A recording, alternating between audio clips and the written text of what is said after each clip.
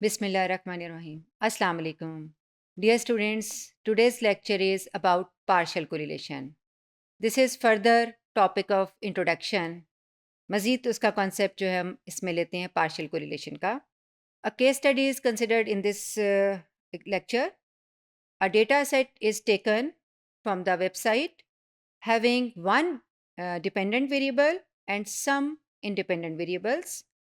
If the independent variables are uncorrelated, it means multicollinearity does not exist, then the relationship between these two variables is simpler. ठीक है जी, अगर आपके पास independent variables जो हैं वो uncorrelated हैं तो आपकी स्टडी जो है वो इजी होगी, अदरवाइज आपको उसे हैंडल करने के लिए कुछ टेक्निक्स अप्लाई करनी होंगी. Next step is check the relationship of each independent variable and dependent variable. ठीक है, यानी इंडिपेंडेंट का आपस में भी रिलेशनशिप हम चेक करेंगे, उनकी कोरिलेशन को, और इंडिपेंडेंट वेरिएबल्स की डिपेंडेंट वेरिएबल के साथ भी कोरिलेशन को चेक करेंगे. पहला केस आप देखिए, इसमें एक वेरिएबल है x1 और एक आपके पास है डिपेंडेंट वेरिएबल y. ठीक है, आर स्क्वायर जो है वो आपको कोफिशिएंट ऑफ डिटर्मिनेशन है, यानी कि सिंपल कोरिलेशन रिग्रेशन जब आप फिट करते हैं तो ये आपको आर स्क्वायर कैलकुलेट करके देता है कि कितनी आपकी वेरिएबिलिटी डिपेंडेंट वेरिएबल की स्टडी हो रही है. अगर आप देखिए तो x1 और y जो है वो कितना ओवरलैप कर रहे हैं. ये जो पर्पल कलर का आपको शेड नज़र आ रहा है यही ओवरलैप हो रहा है. इसका मतलब ये हुआ कि x1 y के कितने पोर्शन को स्टडी कर पा रहा है. पूरा y नहीं स्टडी हो रहा, y पूरा कितना है 100%. ठीक है, उसमें से जो थोड़ा सा पोर्शन x1 स्टडी कर पा रहा है वो कितना है 0.2025. तो ये आपका क्या होगा आर स्क्वायर. जैसे जैसे हम कहते हैं कि आर स्क्वायर इंक्रीज करता है, इसका मतलब है कि आपका x1 y के ऊपर आना शुरू हो जाता है, ओवरलैप करना शुरू हो जाता है और ये शेडेड एरिया इंक्रीज करता है. और आपका बेस्ट मॉडल वही होता है जिसमें ये शेडेड एरिया ज़्यादा से ज़्यादा आपका एग्जिस्ट करता हो. अब देखिए कि सेकेंड स्टेप में मैंने क्या किया, इस शेडेड एरिया को अलहदा कर लिया और इसको लिखा R square is equal to 0.2025. अच्छा, ये कैपिटल आर स्क्वायर है. अगर हम इस कैपिटल आर स्क्वायर का अंडर रूट ले लें तो स्क्वायर में मैंने इसलिए लिखा कि ये पूरा एरिया जो है ये 1 कंसिडर हो रहा है. ठीक है, इसको अगर हम 1 कह दें और अगर परसेंटेज में कहेंगे तो हम 100% कहेंगे. तो ये 1 जो है आपके पास y का एरिया है, जिसमें से इसी पर्पल का शेडेड एरिया इस तरह से स्क्वायर की फॉर्म में बना दिया ताकि जब मैं इसका स्क्वायर रूट लूँ तो वो r की फॉर्म में आ जाएगा. याद रखिएगा कि ये स्मॉल r लिखना है. आर स्क्वायर जो है वो कैपिटल में होगा. ये आपके पास कोफिशिएंट ऑफ डिटर्मिनेशन है कि कितने परसेंट वेरिएबिलिटी आपकी स्टडी हो रही है थ्रू दिस मॉडल. और स्मॉल आर आपको क्या शो करता है कि दोनों वेरिएबल्स के दरमियान में सिंपल कोरिलेशन कितनी एग्जिस्ट करती हैं. और जब आप इसका अंडर रूट लेते हैं तो वो स्मॉल आर आपका कितना आया 0.45, यानी कि ये मॉडरेट भी नहीं है बल्कि वीक कोरिलेशन एग्जिस्ट कर रही है x1 और y के बिटवीन. इससे पहले हमने देखा कि हमें इंडिपेंडेंट और डिपेंडेंट की कोरिलेशन को देखना है कि कितनी एग्जिस्ट कर रही है. जितनी ज़्यादा एग्जिस्ट करेगी उतना ही आपका रिलेशनशिप ज़्यादा बेहतर स्टडी में हो सकता है. तो आर स्क्वायर आपने कोफिशिएंट ऑफ डिटर्मिनेशन से शुरू किया और सिंपल कोरिलेशन आपका कैलकुलेट हो गया और आपने वेन डायग्राम के थ्रू या इस सर्कल के थ्रू ये देख लिया कि जो सेंटर में ओवरलैपिंग एरिया है that is actually capital R square.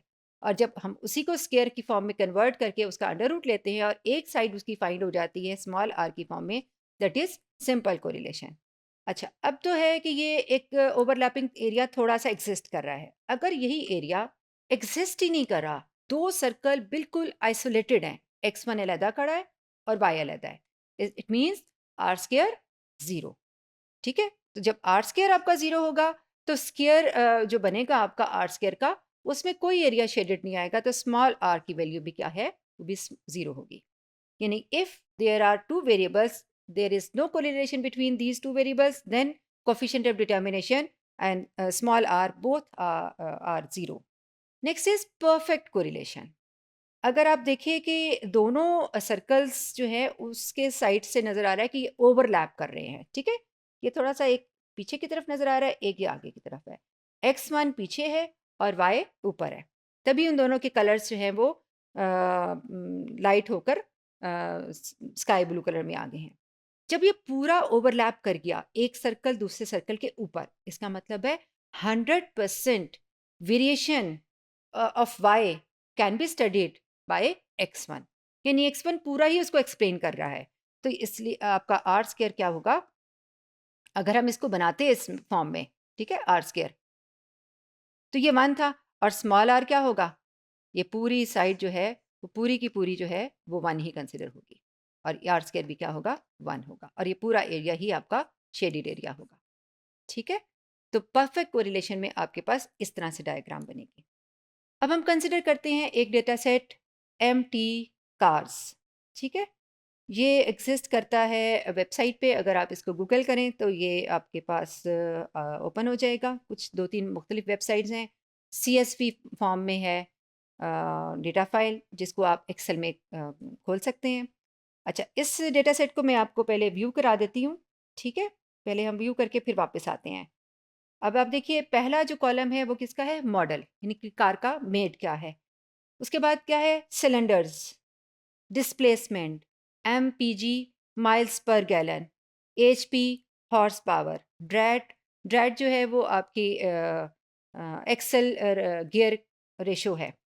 उसके बाद वेट है, और उसके बाद मज़ीद भी कुछ वेरिएबल्स हैं इसमें। आपने जो इसमें कंसिडर करने हैं वो है माइल्स पर गैलन। आप देखिए कि किसी भी कार की जो एवरेज है वो किस पे बेस करती है। ठीक है, डिस्प्लेसमेंट तो उसका डिस्टेंस है, और सिलेंडर्स भी उसके इंफ्रास्ट्रक्चर में एग्जिस्ट करते हैं, लेकिन माइल्स पर गैलन जो है वो आपका ऐसा वेरिएबल है जो डिपेंडेंट वेरिएबल आप इसे कंसिडर कर सकते हैं कि माइल्स जितने ज़्यादा होंगे पर गैलन में वो कवर करेगा, उतना ही जो है उसकी एवरेज बेहतर होगी। अच्छा, उसके साथ है कि गाड़ी की हॉर्स पावर जो है उसको हम इंडिपेंडेंट वेरिएबल ले रहे हैं। ठीक है, कि हॉर्स पावर जितनी ज़्यादा होगी, क्या आपकी माइल्स पर गैलन इंप्रूव होंगे कि नहीं, ड्रैग जो है उस पे भी डिपेंड कर रही है। तो हमने ये 2 वेरिएबल्स इसमें से जो हैं वो as a independent variable consider करने हैं, और डिपेंडेंट वेरिएबल जो है वो MPG है। मज़ीद स्टडी करें तो आप इसमें और इंडिपेंडेंट वेरिएबल्स भी इसमें जो आपको लगता है कि इसको इफ़ेक्ट कर सकते हैं, वो भी इसमें इंक्लूड कर सकते हैं। जैसे कि वेट है, वेट भी है, वो भी इसमें कंसिडर हो सकता है कि गाड़ी का वेट ज़्यादा होगा तो तब भी उसके माइल्स पर गैलन जो हैं वो इफ़ेक्ट होंगे। तो आपके जो 3 वेरिएबल्स हैं हमने जो कंसिडर किए वो ये हैं, MPG miles per gallon, drat rear axle gear ratio, HP horse power. ये एक्चुअली सारे स्मॉल में है, ड्रैट भी स्मॉल डी है और HP भी स्मॉल HP है। ठीक है, ये इसकी वेबसाइट मैंने दे दी है आपकी, इसमें पावर पॉइंट में होगी। आप इसको भी क्लिक करके यहाँ से भी ओपन कर सकते हैं, या इसको टाइप कर लीजिए, और यहाँ से ओपन करने के बाद आपके पास वर्कशीट आ जाएगी। आपने क्या करना है, ये जो 3 वेरिएबल्स कंसिडर किए हैं इनका कोरिलेशन फाइंड करना है। ठीक है, अच्छा, एक और इम्पॉर्टेंट बात, जब एक्चुअल में ये डेटा फाइल मैंने ओपन की तो माइल्स पर गैलन पहला कॉलम था, और थोड़ी सी स्पेस के बाद HP और ड्रैट जो है वो बाद में कॉलम्स थे। आपने पहला काम ये करना है कि ये तीनों वेरिएबल्स को साथ साथ ले आना है। माइल्स पर गैलन को मैंने वहाँ से कट करके HP और ड्रैट के साथ कॉपी कर दिया। ठीक है, इसके लिए ऐसा है, इसलिए हम करते हैं कि कोरिलेशन के लिए जब रेंज सेलेक्ट करते हैं तो वो एडजेसेंट रेंज होनी चाहिए। ठीक, डेटा को क्लिक किया, डेटा एनालिसिस, और कोरिलेशन लेना है आपने, ओके किया, और आपने जो रेंज देनी है यहाँ से MPG, HP और ड्रैट, और इसको कॉपी ड्रैग करते हुए नीचे तक ले जाएंगे जब तक कि इसका आखिरी सेल नहीं आ जाता। ठीक है, ये आपके पास 33 वैल्यूज़ हैं। चूँकि हमने लेबल्स इंक्लूड किए हुए हैं इसलिए चेक बॉक्स कर देना है, एंड देन ओके। ठीक है जी, ये आपके पास जो है एक रिज़ल्ट आ गया इसका कोरिलेशन का। इसको यहाँ से कॉपी करके हम अपनी वर्कशीट पे ले जाते हैं। ठीक है, अब देखिए इसमें HP और MPG, इसमें रिलेशनशिप क्या है, नेगेटिव। इसका मतलब ये है कि जैसे जैसे HP हॉर्स पावर इंक्रीज करती है, माइल्स पर गैलन डिक्रीज कर जाते हैं। या फिर आप ये कह सकते हैं कि HP डिक्रीज करती है तो माइल्स पर गैलन इंक्रीज कर जाते हैं। इनमें इनवर्स रिलेशनशिप है, और बड़ा स्ट्रांग रिलेशनशिप है। 0.77 जो इसकी न्यूमेरिक वैल्यू है वो इसकी शो करती है कि ये स्ट्रांग है। अच्छा, उसके बाद आप देखिए नेक्स्ट हाईलाइटेड वैल्यू है -0.44। 0.44 ये शो करता है कि बहुत ज़्यादा स्ट्रांग कोरिलेशन नहीं है, मॉडरेट सी है, या वीकर ही कह सकते हैं इसको, वीक है। किसके बिटवीन वीक है, ड्रैट। ठीक है, ये आपकी जो एक्सल गियर रेशो है और हॉर्स पावर, इन दोनों वेरिएबल्स में इन्वर्स रिलेशनशिप है। ठीक है, यानी कि जैसे ही आपकी रेयर एक्सल रेयर एक्सल यानी कि बैक में जो एक्सल हैं उनकी जो गियर रेशो है वो आपकी इंक्रीज करती है, हॉर्स पावर डिक्रीज कर जाते हैं। या अगर रेयर ड्रैग जो है वो डिक्रीज करता है तो हॉर्स पावर इंक्रीज हो जाते हैं। इन दोनों में इनवर्स रिलेशनशिप है, लेकिन बहुत ज़्यादा स्ट्रॉन्ग रिलेशनशिप नहीं है। अच्छा, उसके बाद है एमपीजी किससे ज़्यादा इफेक्ट हो रही है। ये जो हमने 0.44 कहा है, ये दोनों इंडिपेंडेंट वेरिएबल्स हैं। एचपी भी इंडिपेंडेंट वेरिएबल है और ड्रैड भी। और आपकी दोनों इंडिपेंडेंट वेरिएबल्स के दरमियान जो कोरिलेशन है वो स्ट्रांग नहीं होनी चाहिए। अगर स्ट्रांग होगी it means they are correlated, there exist multi collinearity. तो ये वीकर होना बेहतर है ताकि हमारा मॉडल ज़्यादा बेहतर फिट हो सके। जबकि माइल्स पर गैलन की बाकी दोनों के साथ जो इंडिपेंडेंट वेरिएबल्स के साथ वैल्यू है वो हायर होनी चाहिए, जिसमें 0.77 भी हायर है और 0.68 भी हायर है। अच्छा, 0.68 क्या शो करता है कि जैसे ही ड्रैट इंक्रीज करता है माइल्स पर गैलन भी इंक्रीज कर जाते हैं, और अगर ड्रैट जो रेशो है वो डिक्रीज कर जाती है तो माइल्स पर गैलन भी डिक्रीज कर जाते हैं। इनमें डायरेक्ट रिलेशनशिप है। ठीक है, तो कोरिलेशन स्टडी करने के बाद हमने क्या करना है कि पहले सिंपलर मॉडल को कंसिडर करते हैं। ठीक है, एमपीजी लिया और ड्रैट लिया। अगर मैं एक सर्कल ले रही हूँ एमपीजी का, ठीक है, और एक सर्कल में ले रही हूँ, इसमें एमपीजी आपको पता है ये डिपेंडेंट वेरिएबल है, और दूसरा जो सर्कल है वो आपका ड्रैट का है। वो आपका ड्रैट जो वेरिएबल है वो कौन सा है, वो इंडिपेंडेंट वेरिएबल है।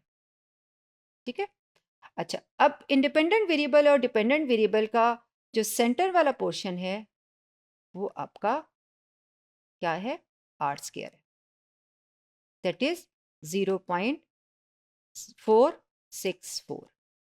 अच्छा, अगर हम इसमें कंसिडर करें कि एमपीजी के दो पोर्शन थे, ठीक है, एक ए था और एक बी था, तो बी वो वैल्यू थी जो कि इसने ओवरलैप होने के बाद स्टडी हुई है।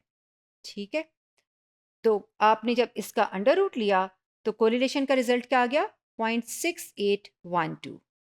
यानी कि दोनों वेरिएबल्स में जो हमने कोरिलेशन स्टडी की है, अभी आपने कोरिलेशन का मैट्रिक्स देखा, उसमें जो वैल्यू आ रही थी वो ये आ रही थी 0.6812। ठीक है, और इस मॉडल को हम जब फिट करेंगे तो वहाँ से भी इसको देख सकते हैं। चलिए आप इसको भी देख लीजिए, इस मॉडल को कैसे फिट करना है। एक्सेल को ओपन किया, डेटा में वापस जाएंगे और आपने यहाँ से डेटा में क्लिक किया, और डेटा के बाद आपने डेटा एनालिसिस को क्लिक किया है। कोरिलेट को नहीं लेना, अब आपने रिग्रेशन को लेना है। ठीक है, रिग्रेशन को क्लिक किया, ओके। डिपेंडेंट वेरिएबल आपका क्या है, एमपीजी है, तो आपने वाई की जो रेंज है वो एमपीजी की रेंज लेनी है। ठीक है, एमपीजी को भी मैं साथ ही शामिल कर रही हूँ कैप्शन को, और इसको पूरे को सेलेक्ट कर लिया। ठीक है, अभी नहीं सिलेक्ट हुआ, शिफ्ट प्रेस करके मैंने डाउन एरो करके पूरा एरिया इसमें ऐड कर लिया है। एक्सी रेंज को सिलेक्ट करना है। ठीक है, एक्स हमारा इसमें है ड्रैट।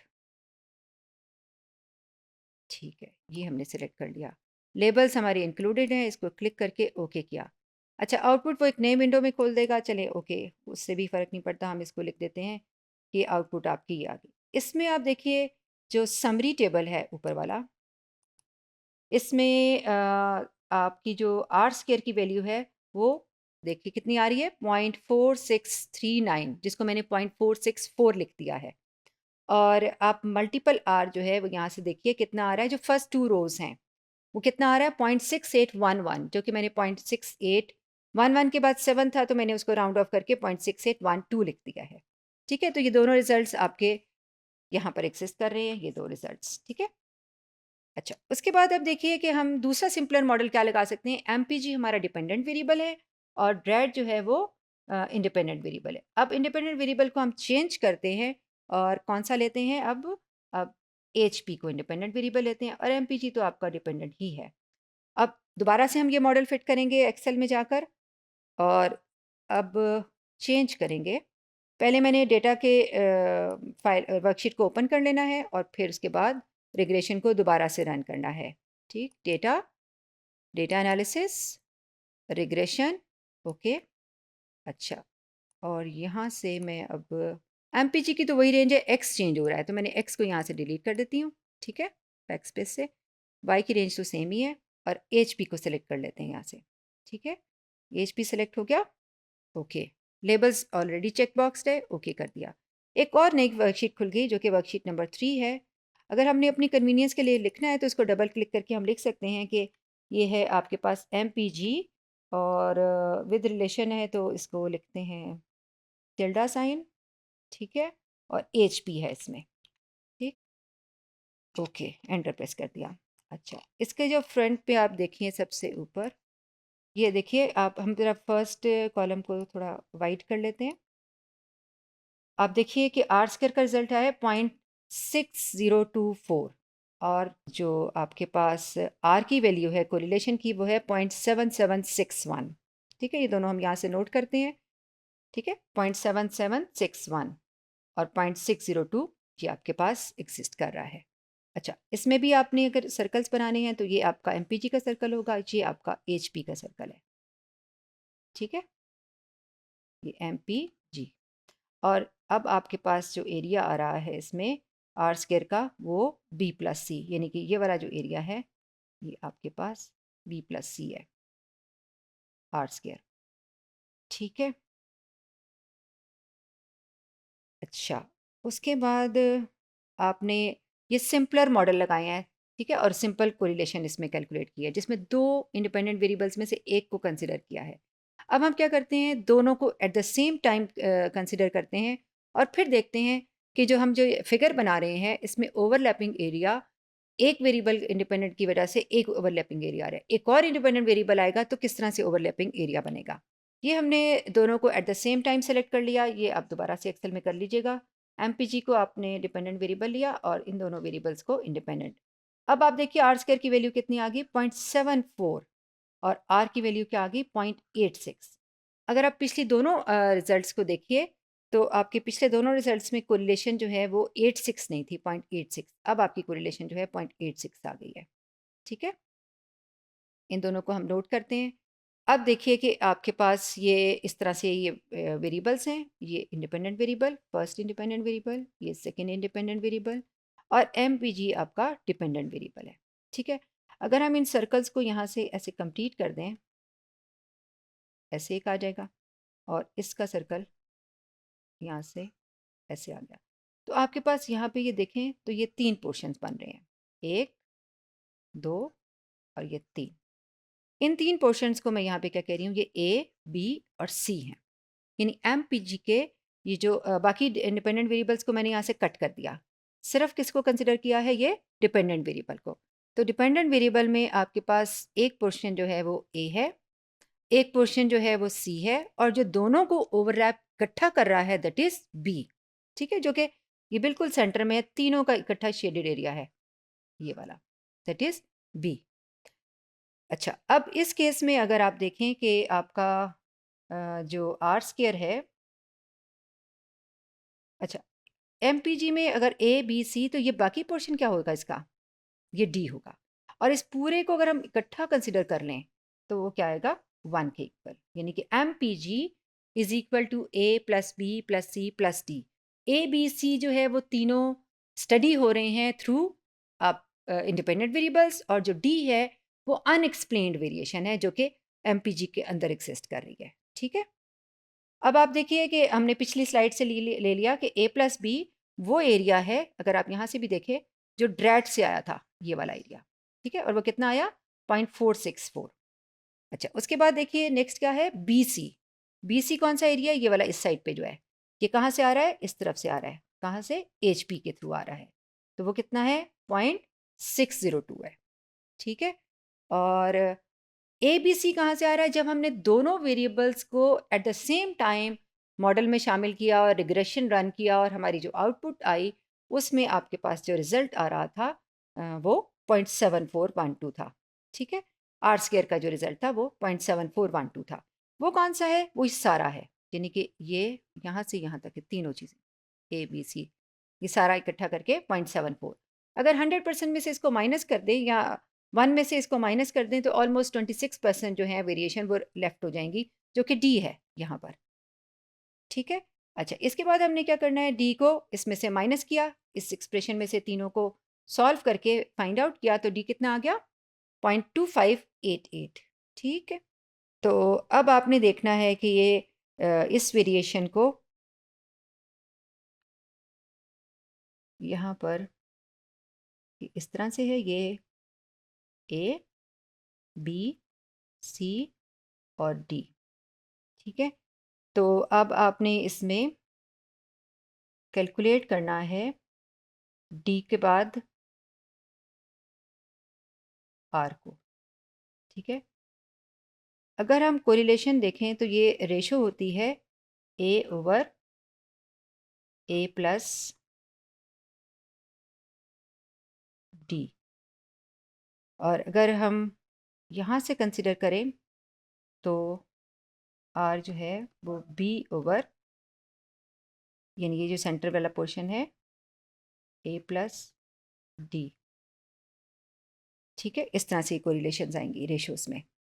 अच्छा, अब हम इसको कैसे कैलकुलेट करेंगे, जब हमने पार्शियल कैलकुलेशन कैलकुलेट करना है। ये तीन तो आपको गिवन थी, ये अभी हमने पिछली स्लाइड में कैलकुलेट की। अब आपने क्या करना है कि कोरिलेशन कैसे फाइंड की, सी ओवर सी प्लस डी। सी की वैल्यू आ गई 0.2772, जो कि आपके पास यहाँ से आ रही है, और सी और डी की वैल्यू जो है इन दोनों को आपने प्लस करके नीचे लिखा है, तो ये आपके पास आ गई 0.7191। ये पार्शियल कोरिलेशन आपने कैलकुलेट की है। अगर इस फिगर में देखें कि यहाँ से आपके पास पार्शियल कोरिलेशन कैलकुलेट होकर माइनस में आ रही है। माइनस में हमने इसलिए लिखनी है कि आपकी जो कोरिलेशन आ रही थी वो भी नेगेटिव आ रही थी। किसकी किसकी, एम पी जी और उसकी एच पी की, और एम पी जी ड्रैट, इनकी कोरिलेशंस थी। एक आपके पास पॉजिटिव थी और एक नेगेटिव। अब आपने जो यहाँ पे पार्शियल कोरिलेशन फाइंड आउट की है उसमें ड्रैट को कंट्रोल कर दिया है। तो किसकी फाइंड की, एचपी की और एमपीजी की। इन दोनों की जब कोरिलेशन निकालनी है तो वो आपका आएगा सी ओवर सी प्लस डी। चूंकि इन दोनों की रिजल्ट्स जो है वो नेगेटिव में थे, तो आपने भी इसके साथ कैलकुलेट करके नेगेटिव ही लिख देना है। हमने कंट्रोल किया इसमें ड्रैट को। अगर हम कंट्रोल करते हैं एचपी को, देखिए नेक्स्ट स्लाइड में, अब हम कोरिलेशन किसकी फाइंड कर रहे हैं, एचपी को कंट्रोल किया और एमपीजी और ड्रैट, इन दोनों के दरमियान कोरिलेशन फाइंड की, तो ए ओवर ए प्लस डी। इस तरह से हमने इसको फार्मूला को रखा। और अब आपने इन दोनों की कोरिलेशन जो इनिशियल कैलकुलेट की थी वो पॉजिटिव थी, तो आपका साइन इसके साथ भी पॉजिटिव आएगा। अब एक चीज़ और चेक करनी है कि जो हमने इनिशियली कोरिलेशन फाइंड की थी एमपीजी और ड्रैट की, वो एक्चुअली कितनी थी। ठीक है। वो थी 0.68 समथिंग। अब आपके पास क्या हुआ, ये वैल्यू 0.68 से कितनी रह गई, 0.59। यानी 0.68 कोरिलेशन दो वेरिएबल्स के दरमियान में है, तीसरे को कंसिडर ही नहीं किया जा रहा। जब हमने सिंपलर मॉडल रन किया था एमपीजी का ड्रैट के साथ, जिसमें एचपी को शामिल ही नहीं किया, तो उस वक्त कोरिलेशन आपकी आई थी 0.68। लेकिन जब हमने उसको शामिल कर लिया एचपी को भी मॉडल में, और अब पार्शियल कोरिलेशन फाइंड की, यानी उसके जो इफेक्ट है उसको कंट्रोल करते हुए, तो आप देखें कोरिलेशन पहले से गिर गई, 0.68 से कम होकर कितनी रह गई, 0.59। यानी वेरिएशन थोड़ी सी अब कम हो गई है। ठीक है। और इसी तरह से हम दूसरा भी देखेंगे कि आपकी जो कंट्रोल किया था ड्रैट को और इन दोनों की कोरिलेशन फाइंड आउट की थी, तो वो 0.7 माइनस में थी, 0.77 थी शायद, या 79 थी, तो वो भी आपकी कम होकर कितनी हो गई, 0.71। यानी आपकी दो वेरिएबल्स के दरमियान जो सिंपल कोरिलेशन है वो स्ट्रॉन्गर होती है। लेकिन जब पार्शियल कोरिलेशन आप फाइंड करते हो तो आप तीसरे वेरिएबल्स को उसमें शामिल करते हो, लेकिन उसके इफेक्ट को कांस्टेंट कंसिडर कर लेते हो। तो कांस्टेंट कंसिडर करने के बाद आपकी जो सिंपल कोरिलेशन से पार्शियल कोरिलेशन जो है उसकी वैल्यू थोड़ी कम आएगी। ठीक है।